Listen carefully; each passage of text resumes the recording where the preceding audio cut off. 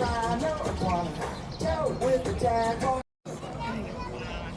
right. Good. Awesome. Well, I'm so glad to hear that. My name is Belle. I'm going to be one of your guys' hosts for today. And here with me is Angel. And Angel is our sulfur-crested cockatoo. Now, Angel and I, we love coming out and greeting everyone with a hi. Hi. Very nice, Angel. All right, so Angel here, she is our sulfur-crested cockatoo. And Angel, do you think we should start the show about telling them about sulfur-crested cockatoos? What do you think? Think it's a good idea? Yeah, all right, she thinks it's a great idea. So sulfur-crested cockatoos are going to be living up in the trees of Australia. And Angel, do cockatoos like living by yourself? No, they do not. They're going to be living in super large flocks. Now, as cockatoos are living in those large flocks, they're really good at communicating with each other. If Angel here were to sense danger, she's going to let her flock know by letting out an alarm. Oh, let's try that one more time. Alarm. Nice job, Angel. Now, if Angel here were to actually sense danger, she's going to make that alarm go much louder and for a much longer period of time in order for her whole flock to know that there actually is danger. Now, Angel here, even though that flock plays a vital role for cockatoos out in the wild, it is still something very important to keep in mind if you ever thought about getting one as a pet. Because Angel here, she doesn't care what time of day it is, whether it's day or night. If she senses danger, she's going to let out that call. Even sometimes if Angel gets super excited about something, she's going to let out an alarm. Nice job, Angel. Now Angel here, she's going to get excited about a lot of things in her life because cockatoos are very curious birds. Look at that, that's pretty cool, huh? Angel here, she's showing up just how curious cockatoos can truly be. All right, well, Angel, do you think it's time to head on back? No? Well, let's think here. What else do you want to tell them about? Oh, I think I know exactly what Angel wants to tell you guys about. She wants to tell you guys about her super cool feet and her super strong beak. Cockatoos have super cool feet. Their feet are zygodactyl. And what that means is Angel here has 2 toes in the front and 2 toes in the back. That allows her to hold on to all of these ropes, branches, and even larger pieces of food. Now Angel here, she also does have that super strong beak. And just like she was showing off on all of those ropes, she's going to use that beak almost like a 3rd foot to help her maneuver along all of those branches. All right, well, Angel, you have been amazing. Do you want to end with a bow?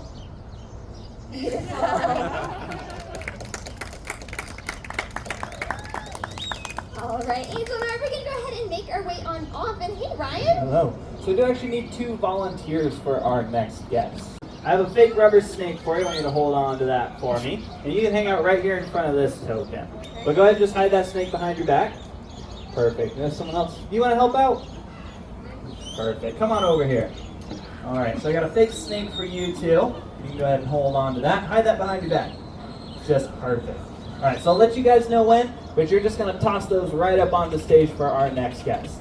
So they're going to come running all the way over from South America. This right here is Ellie, and Ellie is our red-legged seriema. So she's going to be a predatory bird. She does have a bit of a different foot formation than Angel, who was just out here. Ellie, she does have 3 toes in the front and 1 in the back. Helps her run around super fast down on the ground, but also catch all those prey items as well. So that's exactly what you guys are going to be helping us out with. So you over there, go ahead and toss that snake right up on the stage for me. Big throw. Perfect. Ellie, she's going to find that snake out in the wild, pick it up, and slam it down on the ground just like that. So over there, go ahead and toss that snake up here as well. Perfect. So this is what we call a predatory slam. These birds, they don't have teeth to chew that food, so you have to slam it down until it is tenderized enough for them to swallow whole. Now go ahead and flip those little tokens over right in front of you guys. Those are some free popcorn tokens for you guys. Thank you so much for coming up and helping Ellie out here. Some amazing snake throwing. Now these predatory slams right here, that's why farmers over in South America, they're going to keep these birds around as guard dogs. They're going to be protecting all those flocks of chickens from those different lizards and snakes, trying to get at those chickens and those eggs. Now Ellie here, she is a bird. Ellie's decided to head on home.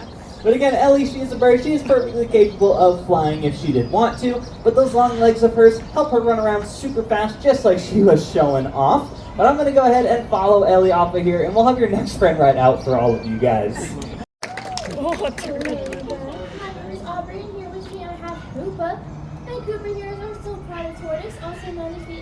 African spur tortoise. And he has the name African spur tortoise because one, he is from Africa, and two, he does have all those little spurs along his legs. And Cupid does also have some very sharp nails on the edge of his feet, and that's going to help him to dig up to 25 feet down under the ground. And that's very important for Cupid here because he'll be able to dig those burrows for him to live in and help him cool off as well. And I know I used to think that tortoises were actually able to pop right on out of that shells of theirs, but those shells, they're actually infused into his spinal cord, so those shells are very sensitive and they can feel every touch, and they will also be growing with him for his entire life. And Cupid here is the third largest of those tortoise species, so he's going to be getting up to 250 pounds, and live for up to 150 years, so he's going to get pretty big and live for a very long time. And Cupid here, he's also a herbivore, which means he likes to eat all of those fruits and veggies. And he can actually go up to 3 months without drinking any water because he'll get all the water he needs from those fruits and veggies that he will be eating. So Cupid and I are going to head on back and walk around our next house with our next friend for you guys. Alright, thank you guys. Alright, so this next one is coming all the way from Southeast Asia. Here he is. This right here is Finn, and Finn is our Asian small clawed otter. Now, Asian small clawed otters are going to be found swimming around the rivers and streams of Southeast Asia. And Finn here, he is built for swimming. He has a streamlined body and rudder-like tail, and that allows him to swim pretty swiftly throughout all of those waters. Now, as otters are swimming in all those rivers and streams, they're going to be very murky and muddy waters, making it very hard for otters to see what's what. But Finn here, he is built for living in those conditions because he has very sensitive fingertips. And that is exactly what he's showing off in our little otter cup there. He's showing off just how sensitive his fingers are. He's able to feel the difference between rocks and fish. And that's one way otters are going to find their food out there in the wild. Another way Finn here is going to get himself around in the wild is going to be his whiskers. Otters have those super long whiskers on their face called vibrissae. And those vibrissae are going to work like motion sensors for Finn. So as he is swimming around those rivers and streams, those motion sensors are going to let him know if there's anything swimming or moving around him. Now, as otters are living in those rivers and streams, they're going to be living in super large family groups. And one disadvantage of living in those large family groups is you have to be able to claim what's yours. And Finn here, he's going to do that by scent marking things. So it may look like Finn here is giving me an utterly adorable hug, but what he's actually doing is he's actually rubbing his body scent all over my leg. That way all of his siblings know that I belong to him and only him. Now, otters, they are super special and they think they own the entire world. Therefore, Finn is going to scent mark every single thing he comes across. But Finn, you have been amazing. I want to sign us off with some autographs. Nice job, Finn. Alright, Finn and I, we're going to go ahead and make our way on back and welcome our next friend, who I think is going to be pretty stinking adorable. Hello again, you guys. This here with me is Cinnamon, and Cinnamon here is our Derby's woolly opossum. And Cinnamon here is an arboreal species, and that means she lives up there in the trees. And that's why she does have those nice long fingers and toes, as well as that long prehensile tail on her. And that prehensile tail is just like a monkey's tail, except for you won't see Cinnamon swinging through those trees hanging off of her tail. Instead, she's going to be using it to help her balance while she does climb around through those trees by wrapping around all those tree branches. And Cinnamon here is a nocturnal animal, and that means she's awake during the nighttime, and that's why she has those big eyes as well as those big ears on her. And if you take a close look at her, those ears are actually twitching around all over the place, and that's because she's listening to all those little sounds going on around us. And those ears on her, they do have a lot of veins running through them, and that's going to help her to cool off her entire body as well. And Cinnamon here is a frugivore, and that means she's going to be eating all of those fruits, but she'll also be eating some of those insects as well as a special snack. But Cinnamon and I, we're going to head on back and welcome our next host with our next friend for you guys.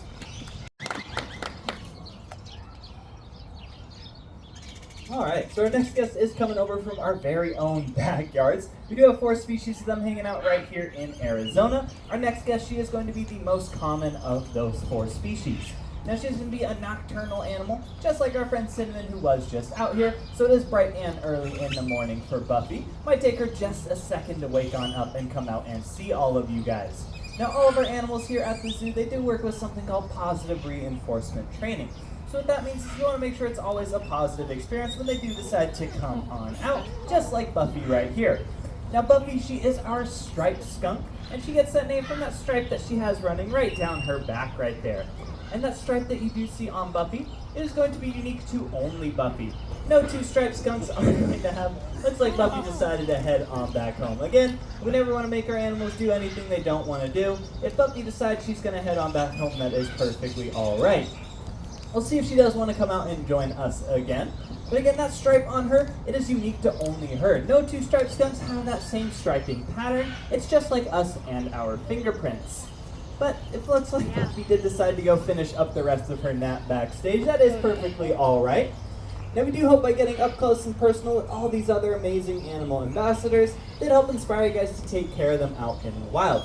This planet, it is their only home. We do want to preserve it for generations to come. Thank you so much for coming out to our Wildlife Encounter show. If you guys have any questions, feel free to come on down and ask. But other than that, have a great rest of your day here at the zoo. Goodbye, everybody.